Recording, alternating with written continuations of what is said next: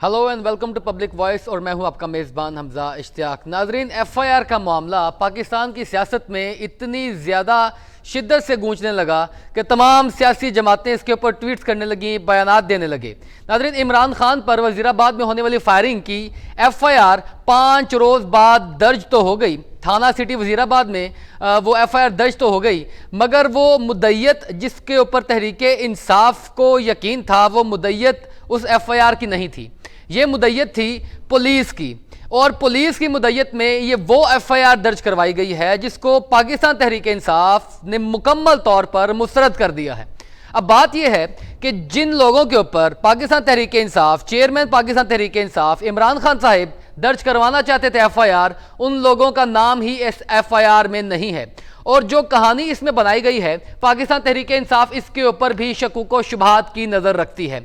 और हाल ही में एक ताज़ा खबर आई है कि इमरान खान ने लाहौर में सहाफ़ियों से गुफ्तगू करते हुए इस बात का बाज़ाब्ता ऐलान कर दिया है कि वो एफआईआर को हर लीगल ग्राउंड पर चैलेंज करेंगे। अब बात यह है कि वो चैलेंज कहाँ करते हैं, हाई कोर्ट में करते हैं, सुप्रीम कोर्ट में करते हैं, उनके पास दोनों रेमेडीज मौजूद हैं। और ये चैलेंज करेंगे तो उसकी ग्राउंड्स क्या होंगी, क्योंकि 5 दिन बाद जो एफआईआर दर्ज होती है, यकीनी तौर पर कानून उसको उस मजबूत आंख से नहीं देखता जो कि 24 घंटों के अंदर दर्ज होनी चाहिए। इसका ज़ाब्ता जो कानून का ज़ाब्ता अखलाक है, वो 154 सेक्शन के तहत एफआईआर को 24 घंटे में दर्ज करने का हुक्म देता है। और उसके ऊपर, जिसके ऊपर मुद्दई और मजरूब राजी हों, मजरूब यानी इसमें इंजर्ड जो बंदा है, जो इंजर्ड शख्स है वो इमरान खान साहब हैं, और इसके अलावा 11 हैं। इसके अलावा एक जो है जाँ बहक है। इन तमाम तर का एतमाद ज़ुबैर नियाज़ी के ऊपर था। ज़ुबैर नियाज़ी ने जो है हफ्ते वाले रोज़ एक एप्लीकेशन दर्ज करवाई थाना सिटी वजीराबाद में। वो एप्लीकेशन तो वहाँ पर रजिस्टर्ड हुई, मगर उसके ऊपर एफआईआर दर्ज नहीं हुई। उस एफआईआर में, उस एप्लीकेशन में बाज़ाब्ता तौर पर वो 3 नाम मौजूद थे, और जिनके ऊपर जो है अब ये हाल ही में जो एफआईआर हुई है, इसके अंदर उन लोगों का नाम नहीं। अब बात यह है कि इस तहरीक इंसाफ ने ये जो इंसाफ का बोलबाला करने के लिए एक तहरीक चलाई थी, उसी को इंसाफ नहीं मिल पा रहा। सूबे में हुकूमत भी इनकी, वज़ीर आला भी इनका, पुलिस भी इनकी, मगर फिर भी बेबसी, और बेबसी इमरान खान साहब के चेहरे से भी झलकी। अब बात यह है कि एक हाज़र सर्विस फौजी की जो नॉमिनेशन थी, वो इतनी मुतनाज़िया क्यों हो गई इस चीज़ में। और दूसरा अहम सवाल ये है कि इस एफआईआर का मुस्तकबिल क्या होगा। ये एफआईआर जो दर्ज तो हो गई, जो इसके ऊपर तहकीक तो होगी, लेकिन इस तहकीक का जवाब क्या होगा। सुप्रीम कोर्ट में ये मामला गया और फिर जाकर जो है इसकी एफआईआर दर्ज हुई। आईजी साहब की काम पे टांग गई थी, शायद आईजी साहब को सुप्रीम कोर्ट ने तलब किया और 24 घंटे के अंदर एफआईआर दर्ज करने का हुक्म तो दे दिया, मगर वो आनन फानन और इतनी जल्दी में, यानी कि ये इस तरह ही है जैसे आप किसी शलजम के ऊपर से मट्टी झाड़ रहे हों और ये कार्रवाई को पूरा कर दिया जाए, मगर ऐसी कौन सी कार्रवाई जिसके ऊपर मजरूब और मुद्दई राजी ही ना हो। अब इसको चैलेंज किया गया, चैलेंज करने का ऐलान किया गया है। चैलेंज जिन ग्राउंड्स के ऊपर किया जाएगा, यकीनी तौर पर वो यही ग्राउंड्स होंगी कि इसमें मुद्दई और मजरूब जो हैं वो कतई तौर पर उन लोगों पर एतमाद नहीं रख रहे, पुलिस के ऊपर एतमाद नहीं रख रहे जिनकी मुद्दयत में ये मुकदमा दर्ज हुआ है। इसमें इल्ज़ाम नंबर 1 तो वही है जो है वो नवीद मोहम्मद नवीद, जो मौका वारदात से अरेस्ट भी हुआ और उसके पास से जो असला वारदात है वो भी बरामद हुआ। मगर इसके अलावा, क्योंकि जो एफआईआर की एप्लीकेशन ज़ुबैर नियाज़ी साहब ने हफ्ता वाला रोज़ जो थाना वजीराबाद में जमा करवाई थी, उसके कॉन्टेक्स्ट और उसका कंटेंट मैं आपके सामने रखता हूं। उसमें वो कहते थे कि 3 अशखास की ईमा के ऊपर जो ये मोहम्मद नवीद ने ऐसे कार्रवाई की है, जबकि ये जो अब एफआईआर दर्ज की गई है और जो हमारे सामने आई है, इसमें उन अशखास का नाम नहीं है। इसके अलावा एक अहम बात मैं आपको बताता चलूँ, और कुछ अफवाहें मसूल हो रही हैं, कुछ ज़राए ये बता रहे हैं, ताहाल कंफर्म नहीं है, लेकिन एक एफआईआर थाना सिटी वजीराबाद में दर्ज हुई है और इस वाक़े की एक और एफआईआर दर्ज हुई है।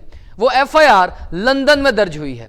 वो एफआईआर लंदन के चेरिंग क्रॉस पुलिस स्टेशन में एक रिपोर्ट जो है वो दर्ज करवाई गई है, और ये रिपोर्ट दर्ज करवाई गई है साबिक वज़ीर आज़म मियाँ मोहम्मद नवाज शरीफ के ऊपर। और इसमें मुद्दयत जो है वो एक तारिक चौधरी साहब का गालिबन नाम आ रहा है, जब तक ज़रा इसको कंफर्म नहीं करते। उसमें यही कहा गया है कि इस सारी वाकये की प्लानिंग लंदन में हुई है। अब इस चीज़ को यकीनी तौर पर कुछ शवाहिद आएंगे, कुछ चीज़ें आएंगी तो साबित करेंगी, लेकिन हमारी इतलात के मुताबिक तारिक चौधरी साहब जब पुलिस स्टेशन में ये रिपोर्ट दर्ज करवाने गए तो यकीनी बात है ये कोई आम केस नहीं था, ये बड़ा हाई प्रोफाइल केस था। इस केस के लिए पुलिस स्टेशन में उनको 4-5 घंटे स्टे करना पड़ा और उसके ऊपर उनसे सवालों जवाब हुए और शवाहद तलब किए गए। सवालों जवाब की बुनियाद के ऊपर इसके जो है वो दर्ज कर लिया गया, रिपोर्ट दर्ज कर ली गई है, लेकिन शवाहिद ताहाद नाकाफ़ी हैं, जिसकी बुनियाद पर यकीनी तौर पर जो लंदन है वो ऐसी पुलिस है, कोई शवाहिद और मजबूत शहादतों की बुनियाद पर ही ऐसा कोई कार्रवाई अमल में लाएगी। लेकिन एक दर्ज FIR हुई है और ये हमारे ज़राए बता रहे हैं, जो कि अभी कन्फर्म नहीं है।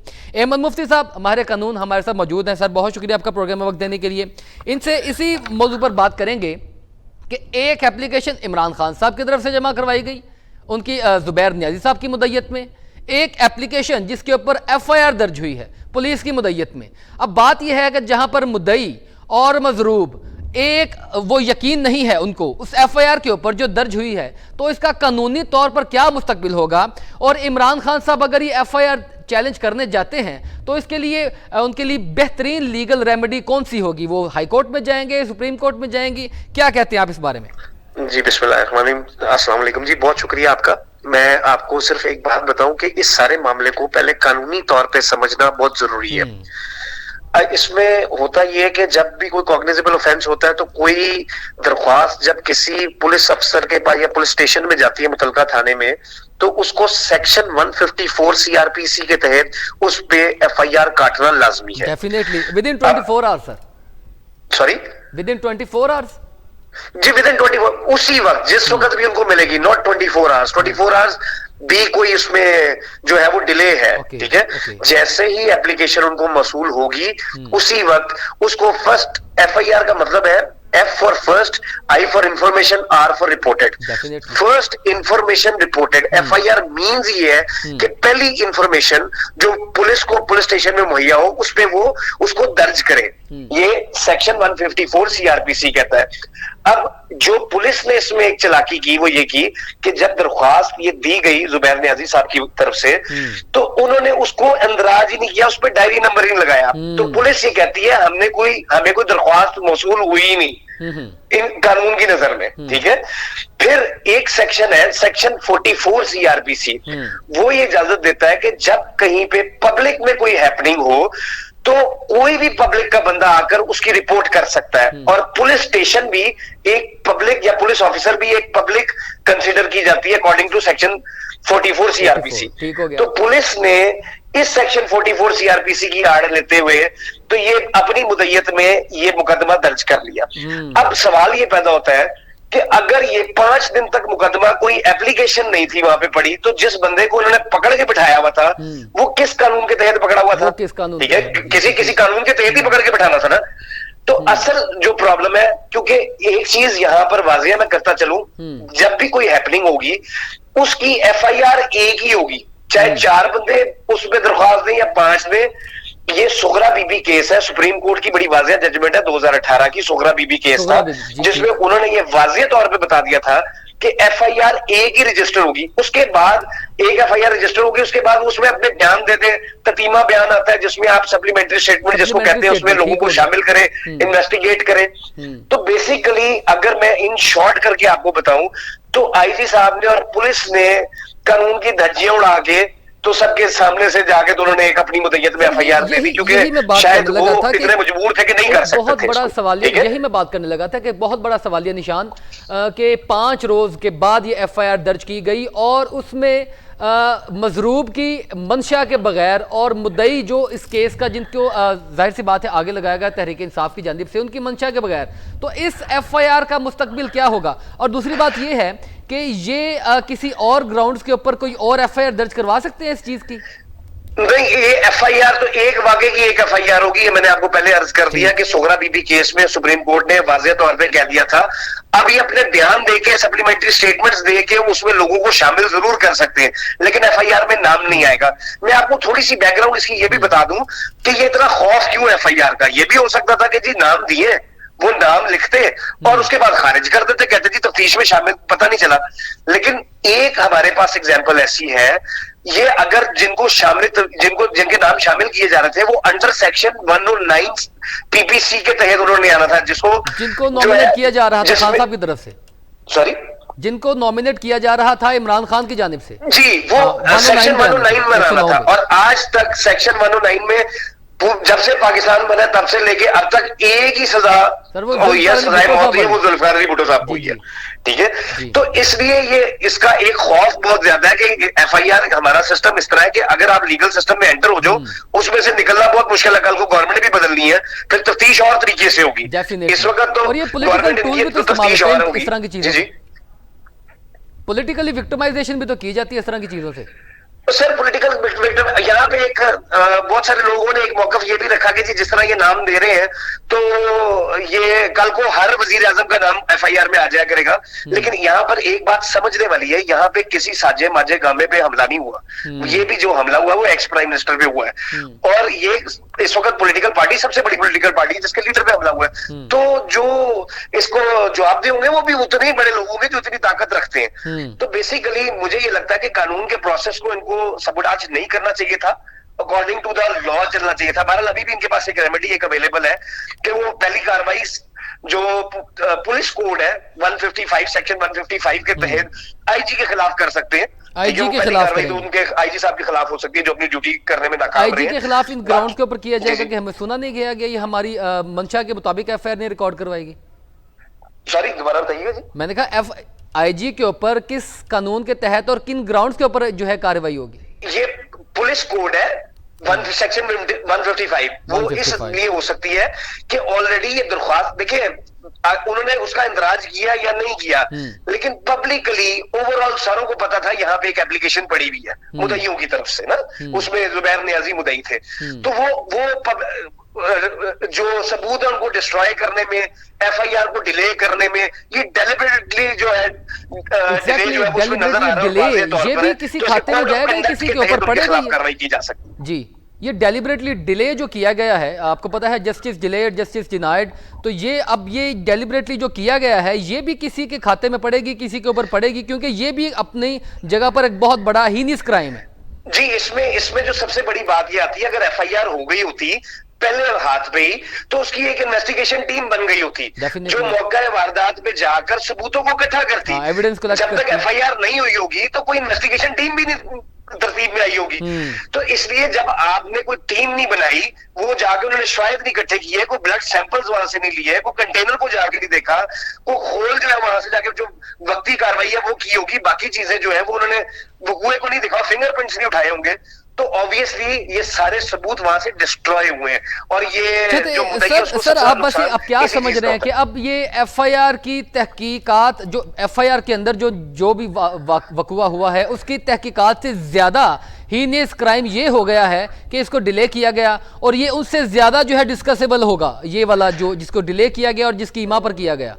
जी बिल्कुल ऐसा ही है कि ये उससे ज्यादा हीनियस ये हो गया कि ये कौन लोग हैं जो इसको डिले कराना चाह रहे हैं, और ये कौन लोग हैं, क्योंकि सर वो बात तो गई, शवाहिद तो गए, अब 5 दिन बाद 6 दिन बाद उस एफआईआर की अपनी क्रेडिबिलिटी बहुत मशकूक हो गई है, तो वो तो गई।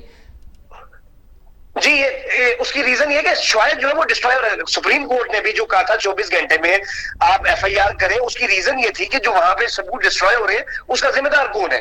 ठीक है, काम तो first information report, FIR means first information report, आप उसको एंटर करें, उसका इंतराज करें और उसके बाद तफ्तीश करके कहें नहीं कि ये मुल्ज़म नहीं है, खारिज कर दें। सर आपका वसी तजर्बा है बतौर वकील, आप क्या समझते हैं कि वो जो लोग चाहते थे कि वो तहकीकात का हिस्सा ना बने या वो तहकीकात में सामने ना आए, आखिरकार उनका मकसद तो हल हो गया, कामयाब हो गए वो? जी ये तो हमें भी पता और आपको भी पता है, इस वक्त जो कानून की सरेआम धज्जियां उड़ रही हैं, तो फिर खान साहब क्यों बजिद है? खान साहब क्यों बजिद है? ये कोई प्रेसिडेंट सेट करना चाहते हैं, कोई इस तरह की चीज रिकॉर्ड पर लेकर आना चाहते हैं, कोई नया दरवाजा खोलना चाहते हैं? नहीं, ये देखिए ना जी, अगर इस तरह के प्रेसिडेंट सेट होना शुरू हो गया तो फिर तो कानून कहीं पे भी नहीं रहेगा ना जी। फिर तो ये कि कल को तो कोई भी नहीं पकड़ा जा सकता, क्योंकि देखिए कानून में एक चीज जो बड़ी वाज़ेह होती है, जो जजमेंट आती है बाय दी हायर कोर्ट, वो कानून होती है। हम अपने अदालतों में जो भी जजमेंट किसी ने दी होती है, हम उसका हवाला देते हैं कि सर ये इसी तरह का मामला था, जो लॉर्डशिप इसमें अदालत ने ये किया था, और ये कानून है जो लोअर पोर्शन पे वो बाइंडिंग होती है। तो अगर इस तरह के प्रेसिडेंट सेट होने शुरू हो गए तो फिर किसी बड़े आदमी पे एफआईआर। चलिए सर, हम ये चीज को तस्लीम कर देते हैं कि अब जो हुआ सो हुआ, लेकिन अब जो कार्रवाई अमल में लाई जाएगी, एक तो आईजी के खिलाफ जो मामला चलेगा, ये क्या आप समझते हैं कि ये आईजी तक खत्म हो जाएगा या इसकी फर्दर कोई तहकीकात सामने आएंगी? वो लोग जो जेन्युइन चाहते थे, डेलिबरेटली चाहते थे कि इस सारे मामले को सबोताज किया जाए, वो भी सामने आएंगे? देखिए जी, बात यह है कि कानून में तो बहुत सारे रास्ते हैं। अभी भी कानून तो ये कहता था कि फर्स्ट इंफॉर्मेशन रिपोर्ट एफआईआर उस तरह हो जो कानूनी तरीका है, लेकिन शायद जोर वाले बहुत जोरदार है, वो कानून उनके लिए जरा कमजोर है, तो वो तो हम सब कुछ अपनी आंखों से ही देख रहे हैं। लेकिन ये वो तफ्तीश होगी, चीजें आएंगी, तफ्तीश भी उन्होंने नहीं करनी है। सर, अपने नॉलेज के लिए मैं आपसे पूछना चाहता हूँ, अपने नॉलेज के लिए मैं आपसे पूछना चाहता हूँ कि इससे पहले पाकिस्तान में कोई इस तरह की चीज़ मौजूद है, मिसाल मौजूद है कि किसी हादर सर्विस ड्यूटी या किसी इदारे के अफसर को बनाया जाए या एफआईआर में दर्ज किया जाए? जी, आप मेरा पाकिस्तान में जिस तरह का मामला चल रहा है और कानून के ऊपर सवालिया निशान खड़े हो रहे हैं इस एफआईआर को लेकर, इस मौजू पर हमारे साथ बात कर रहे थे इमन साहब, जो कि माहिर कानून हैं, और बड़ा क्लियरली उन्होंने बताया कि ये इसके अंदर कानूनी सुकम मौजूद हैं और ये जो है ये प्रोसीजर को अडॉप्ट नहीं किया, जिसकी वजह से फ्यूचर में कानूनी तौर पर ये चीज़ें सामने आ सकती हैं। इमन साहब, मैं एक और आपसे इस मामले में डिटेल चाहता हूँ कि जो एफआईआर के कंटेंट्स हैं, यकीनी तौर पर आपने पढ़ा होगा, उसमें भी कोई ऐसी चीज़ नहीं नज़र आ रही जिसमें कोई उस शख्स को भी जो मुलविस है उसको भी कोई ख़ास तौर पर इससे सज़ा होगी, और जो क्या नाम है जो लोग इसके पीछे थे वो सामने तो यकीनी तौर पर एक्सपोज होने वाले नहीं हैं। अब मामला ख़राब हो चुका है, लेकिन अगर इमरान खान साहब इसको चैलेंज करते हैं और ये एफआईआर रद्द कर दी जाती है, तो इस एफआईआर के बाद एक नई एफआईआर हो सकती है इस चीज़ के ऊपर? तो एफआईआर का कंटेंट पढ़ के ये लगता है कि वो जो मुल्जिम है उसकी बदकिस्मती है कि वो पकड़ा गया है। अगर वो पकड़ा ना जाता तो शायद कुछ भी ना लिखा जाता। ये हवा में बात हो जानी थी सारी। सॉरी, हवा में बात हो जानी थी सारी। हाँ जी, हवा में बात चली जानी थी। ये तो उसकी बदकिस्मती है कि वो पकड़ा गया, तो अब मजबूरी होगी क्योंकि सबके सामने आ गया। देखिए जी, एफआईआर तो सेकंड नहीं होगी इस पे, ठीक है, कानूनी तौर पर, अनटिल अनलेस कोई सुप्रीम कोर्ट को इसमें से कोई रास्ता निकाले कि इन ग्राउंड्स पे इनको खारिज करके मुद्दइयों की एफआईआर को बनाए। एक वाकई की एक ही एफआईआर होगी, दूसरी नहीं होगी, या वो कह देंगे जी आप इसके बीच में स्टेटमेंट दे दें और उनको शामिल तफ्तीश कर लें सारों को। तो ये सर, इक्वैशमेंट ऑफ एफआईआर का कानून भी मौजूद है क्या? वो इस चीज के ऊपर नहीं लगेगा कि इसको खत्म करके एक नई एफआईआर जो मुद्दइयों की मर्जी के मुताबिक कोई इस तरह की?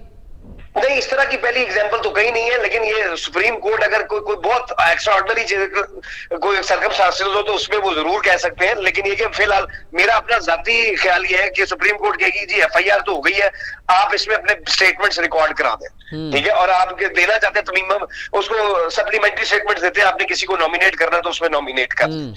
तो मेरा जाती ख्याल ये है कि ये इसी तरह नॉमिनेशन पे सर, ये अगर तफ्तीश चलती है और तफ्तीश में जो जिम्नियां होती हैं उनमें इन लोगों को नॉमिनेट किया जा सकता है फिर? जी, उसको सप्लीमेंट्री स्टेटमेंट जिम्नियों में ही दिया जाता है ना, that is called supplementary statements, ठीक है। तो ततीमा बयान होता है, वो उसमें वो दे देते हैं, वो नॉमिनेट करते हैं कि जी ये बंदे थे, फिर उनके उस हिसाब से, लेकिन वो नॉमिनेटेड एफआईआर में नॉमिनेटेड नहीं होते, वो तफ्तीशी की डिस्क्रेशन है कि वो उसमें तफ्तीश करके कहे जी नहीं जी आपने जो बयान दिया था वो मैच नहीं करता तो मैं इनको बाहर निकालता हूं अपनी तफ्तीश से, ये शामिल नहीं है। तो लेकिन एफआईआर जो है उसमें ये प्रॉब्लम होती है कि जब एफआईआर में किसी का नाम आ जाता है तो उसको जब तक कि वो एफआईआर का फैसला नहीं होता उसको उस प्रोसीजर से गुजरना पड़ता है, वो प्रोसीजर उसको अडॉप्ट करना पड़ता है, पेशियों पे भुगतना पड़ता है, पेशियों पे जाना पड़ता है। तो जब तक ट्रायल चलता है 3 साल 4 साल, ये खत्म नहीं होता, ये वजन पड़ा रहता है।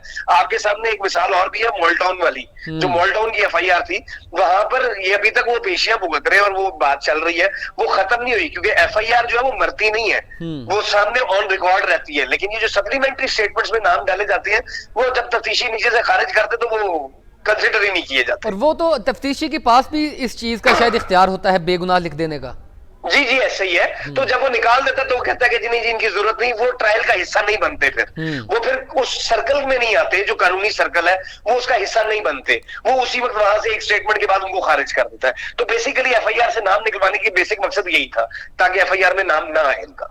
अच्छा सर, ये सीनियर कानूनदान एतजाज एहसन साहब का भी बयान है, वो मुलाकात भी हुई है उनकी इमरान खान से वहाँ पर जमान पार्क में। उनका बयान है कि टोटली तौर पर पुलिस की नेग्लिजेंस की वजह से ये एफआईआर को सबोताज कर दिया गया है और ये केस खराब हो गया है सारा।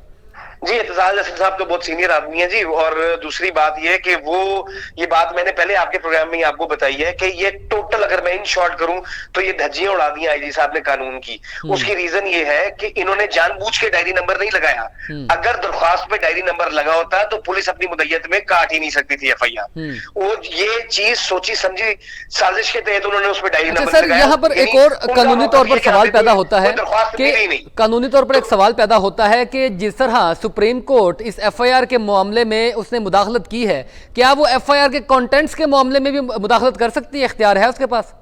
सुप्रीम कोर्ट के पास सुओ मोटो का इख्तियार हर चीज में है, लेकिन जब एक कानूनी प्रोसीजर शुरू हो जाता है तो सुप्रीम कोर्ट अपने पास इसको करने के बजाय उसको ट्रायल की तरफ, निचली कोर्ट्स की तरफ भेज देती है, क्योंकि ये अब कानून का पहिया है, वो कानून के तहत चले। सुप्रीम कोर्ट मोस्टली वहां पर जो है वो इंटरफेयर करती है जहां पर नीचे से कोई रेमेडी नहीं मिल रही होती। जब नीचे कोई रेमेडी अवेलेबल होती है और कानून के अंदर चीजें होती हैं तो सुप्रीम कोर्ट अपने पास नहीं रखती है, उसको नीचे रेफर कर देती है ताकि वो ट्रायल भुगत के ऊपर आए। यानी इसमें सुप्रीम कोर्ट जो है इसके कंटेंट्स में, इसकी सारी स्टोरी में कहीं मुदाखलत नहीं कर सकती? नहीं कर सकती है लेकिन करेगी नहीं।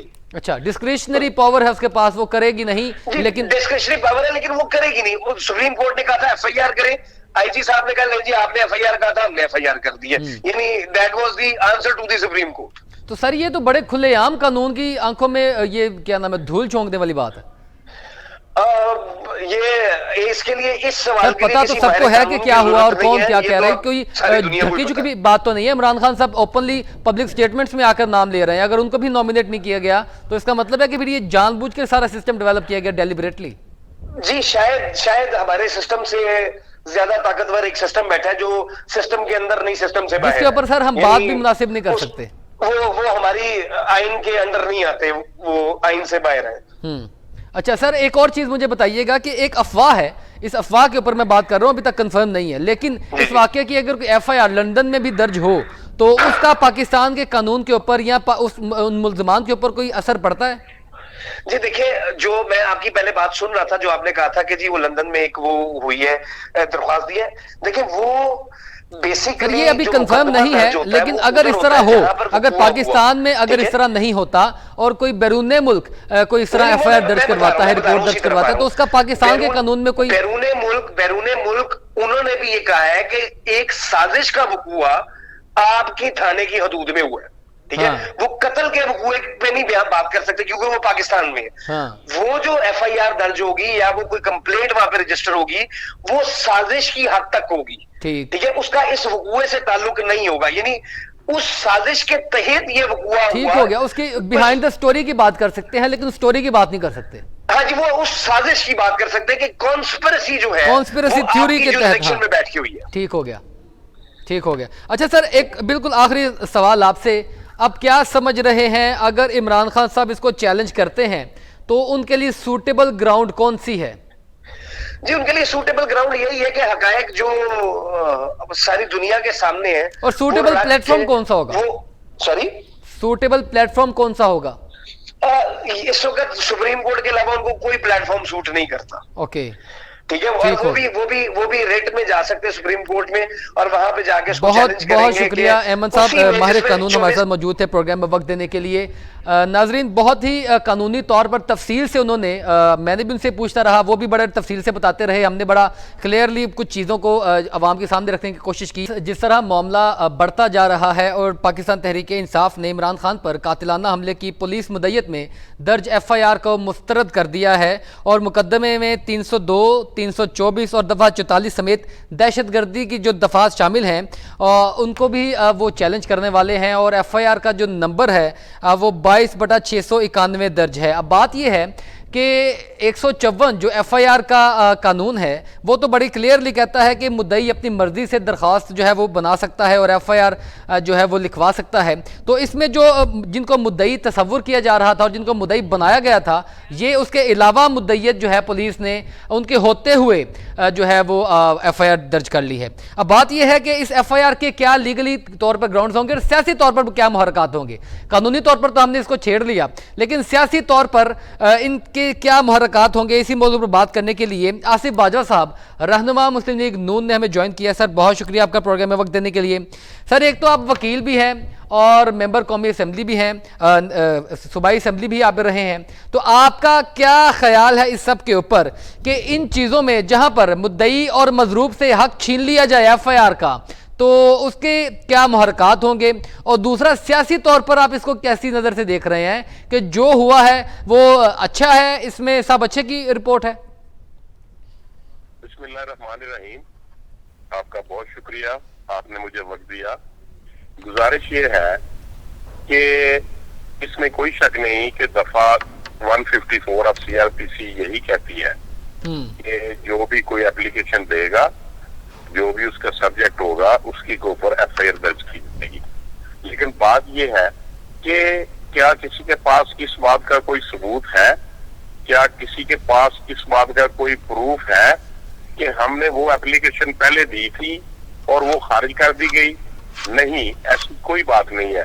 लेकिन मुख्तलिफ चीजों की मुख्तलिफ बातें हैं। मसलन एफआईए में अगर आपने को पर्चा दर्ज करवाना है, एफआईए में जो एक इंडिपेंडेंट इदारा है, तो वहां पर वो एफआईआर नहीं पहले दर्ज करते, वो पहले इन्वेस्टिगेट करते हैं, पहले इंक्वायर करते हैं और फिर रिपोर्ट बनती है और उसके बाद एफआईआर दर्ज होती है।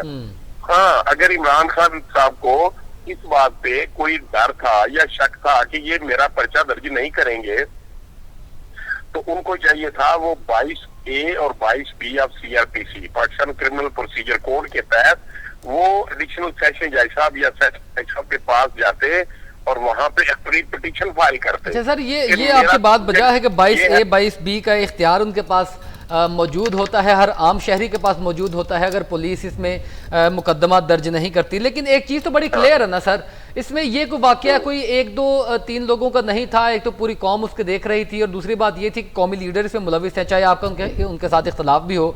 और दूसरी बात ये है कि जुबैर नियाजी साहब तो जो है तीसरे रोज़ ही क्लियरली आकर स्टेटमेंट देने लग पड़े और बाज़ाब्ता तौर पर वो पब्लिकली और मीडिया के सामने भी आकर कह रहे थे कि ये एफआईआर, ये दरख्वास्त मेरे हाथ में है, इसके ऊपर एफआईआर दर्ज नहीं हो रही। कभी थाना जो है वो लाइट जाने का बहाना लगा देता है, कभी थाना किसी और चीज़ का लगा देता है। और इसमें आईजी साहब ने भी तो जो स्टेटमेंट दी थी सुप्रीम कोर्ट के अंदर, सर उसको भी तो मलहूज़े खातिर रखे ना आप। मैं अर्ज करता हूँ।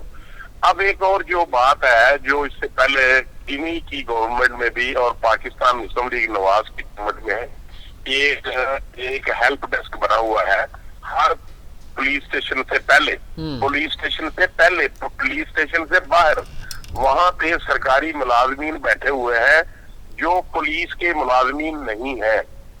वहां पे एक कंप्यूटर ऑपरेटर बैठा हुआ है, आपने जो दरखास्त देनी है वो कंप्यूटर ऑपरेटर पाबंद है कि उसको एज इट इज रिसीव लेके आपकी दरखास्त लेगा और उसकी आपको रिसीव देगा कंप्यूटराइज्ड। जी 9-11-20 बाजवा साहब बड़े मासूम किस्म के जवाब दे रहे हैं आप तो ऐसे कह रहे हैं जैसे बिल्कुल आप तो बिल्कुल ऐसे बात कर रहे हैं जैसे पाकिस्तान तहरीक इंसाफ या उनके वकला को कानून का इल्म नहीं था और ये वो इस तरीके से बात कर रहे हैं। बड़े मासूमाना जवाब दे रहे हैं। वैसे इनके पास बड़े कॉम्पिटेंट लॉयर्स हैं, इनकी अपनी टीम्स हैं और यकीनन इनके पास वजीराबाद में भी इनके। सर आपको भी पता है कि एफआईआर में रुकावट क्या है। बाजा साहब देखें, अब इतनी मासूम बातें मीडिया पर आकर आप तो ना करें, बड़े जीरक सियासतदान है, कानून को भी समझते हैं। मैं बिल्कुल आपसे जो बात कर रहा हूँ मुझे पता है, मैं नेशनल मीडिया पे बैठा हुआ हूँ और ये मेरी जो बात है ये ना सिर्फ पाकिस्तान के वकला बल्कि पूरी दुनिया के लोग इसको सुन रहे हैं और यकीनन पूरी दुनिया के सुनने वालों में वकला, जजेस और आला अदालतों के जजेस भी वहां पे मौजूद देख सकते हैं। मैं आपसे लीगल बात कर रहा हूँ। अगर आप इस तरह कर लें, आप इस पे बकायदा प्रोग्राम रख लें, नहीं तो आप ये प्रोग्राम खत्म करने के बाद आपके पास इलाके में कोई भी थाना हो, आप विजिट कर लें। सर मैं भी अदना सा कानून का तालिब इल्म हूं, आपकी बातें बजा हैं, मैं बिल्कुल आपकी बातों को ऑन कर रहा हूं। ये मगर मामला ये आपके सामने भी है, मेरे सामने भी है कि इसमें रुकावटें क्या क्या पेश आई हैं। ये कोई वो उस तरह वाला मामला नहीं कि एक आम बंदे को फायर लगा और ये उसके साथ नाइंसाफी हो रही है। ये साबिक वजीर आज़म है पाकिस्तान के, मैं कानूनी तौर पर आता ही नहीं उसके ऊपर, मुझे कानूनी तौर पर जो है वो तकरीबन इस चीज़ का अदराक हो चुका है कि क्या क्या किस्म की कानूनी गलतियाँ पाकिस्तान तहरीक इंसाफ ने की हैं और कहाँ कहाँ इनको जो है वो रोका गया है। मैं इसके सियासी मुहर्रकात की जानिब आता हूँ कि सियासी तौर पर बताइएगा कि ये किसको डैमेज करेगी ये बात, ये 5 दिन एफआईआर ना दर्ज होना ये डैमेज किसको करेगी? ये जिसके ऊपर इमरान खान साहब इल्जाम लगा रहे हैं, ये इमरान खान साहब की अपनी हुकूमत परवेज इलाही के ऊपर। मैं इसका सियासी जवाब देने जा रहा हूँ। देखिए, गवर्नमेंट जो है पंजाब में वो परवेज इलाही साहब की है और कोलिशन में गवर्नमेंट है पीटीआई की, जिसको हम पाकिस्तान तहरीक इंसाफ की गवर्नमेंट कहते हैं और पूरा होल्ड है उनका। देखिए ना, उस दिन उन्होंने गवर्नर उसके ऊपर क्या किया, या यहाँ पे इनके जुलूस को या जो एहतजाज कर रहे हैं पीटीआई वाले, उनको तो पुलिस, पंजाब पुलिस सर उन लोगों को गिरफ्तार करने जा रहे हैं, कुछ गिरफ्तारियों का भी मुतवक्का है इस्लामाबाद में। इसका जो फायदा है या जो नुकसान है, जो फायदा होगा वो भी इमरान न्याजी साहब को होगा। और अगर टेक्निकली इनको अच्छा बाजवा साहब, बिल्कुल मेरे पास ये 5-6 सेकंड का वक्त है, मुझे मुख्तसरन जवाब दीजिएगा कि जिन लोगों को आप इस्लामाबाद में पकड़ने जा रहे हैं इसमें वाकई आप सीरियस से गिरफ्तार करेंगे और इस गिरफ्तारी के बाद आप नहीं समझते कि हालात खराब होंगे?